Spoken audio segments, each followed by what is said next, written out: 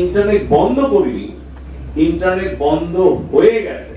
জুলাই আগস্টে ইন্টারনেট বন্ধ কোনো দুর্ঘটনা ছিল না, বরং শেখ হাসিনার নির্দেশে বন্ধ করা হয় বলে স্বীকারোক্তি দিয়েছেন সাবেক ডাক, টেলিযোগাযোগ ও তথ্য প্রযুক্তি প্রতিমন্ত্রী জুনায়েদ আহমেদ পলক। তিনি বলেন, ইন্টারনেট বন্ধ করে গত জুলাই আগস্টে সংঘটিত গণহত্যা ধামাচাপা দেওয়ার চেষ্টা করা হয়েছিল। ইন্টারনেট বন্ধের এই নির্দেশ দিয়েছিলেন শেখ হাসিনা।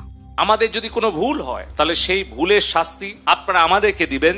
ইন্টারনেট বন্ধ নিয়ে সাবেক প্রতিমন্ত্রী পলক নানা কথা বললেও অন্তর্বর্তী সরকারের তদন্তে বেরিয়ে এসেছে আসল তথ্য। কোটা সংস্কার আন্দোলন ঘিরে গত 18 জুলাই প্রথম দফায় সারা দেশে ইন্টারনেট শাটডাউন করা হয়েছিল পলক এবং বিটিআরসি চেয়ারম্যান প্রকৌশলী মহিউদ্দিন আহমেদের নির্দেশনায়। আর মোবাইল ইন্টারনেট বন্ধ করা হয়েছিল ন্যাশনাল টেলিকমিউনিকেশন মনিটরিং সেন্টারের মহাপরিচালকের নির্দেশে। আপনারা মুক্ত আছেন তো?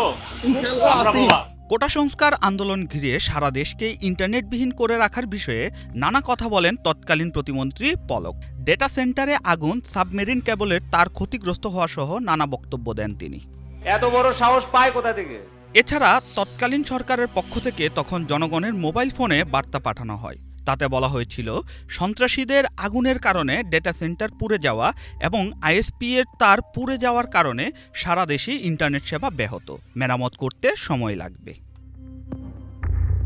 এরপর বন্ধ করা হয় মোবাইল ইন্টারনেট। তাতে সমালোচনা শুরু হলে 18 জুলাই প্রতিমন্ত্রী পলক বলেছিলেন, জাতীয় ও নাগরিক নিরাপত্তার কথা চিন্তা করে মোবাইল ইন্টারনেট বন্ধ করা হয়েছে।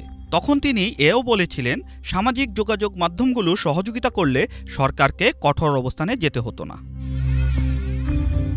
ব্রডব্যান্ড ইন্টারনেট বন্ধের বিষয়ে পলক বলেছিলেন, 18 জুলাই বেলা 3টা থেকে রাত 9টা পর্যন্ত অগ্নিসংযোগের কারণে মহাখালীতে অবস্থিত ডেটা সেন্টার ক্ষতিগ্রস্ত হওয়ায় ব্রডব্যান্ড ইন্টারনেট বন্ধ করা হয়েছে।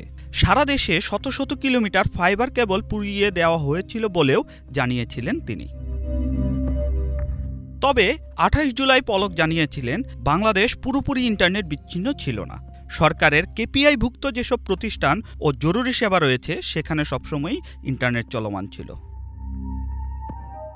ইন্টারনেট বন্ধ ছাড়াও সামাজিক যোগাযোগ মাধ্যম টানা 13 দিন বন্ধ ছিল। এ নিয়ে পলকের ভাষ্য ছিল, ফেসবুক কর্তৃপক্ষের দায়িত্বশীল আচরণ ও দেশের আইন মেনে চললে চালু হবে। শাহরিয়ার আমান সানি, বাংলা ভিশন।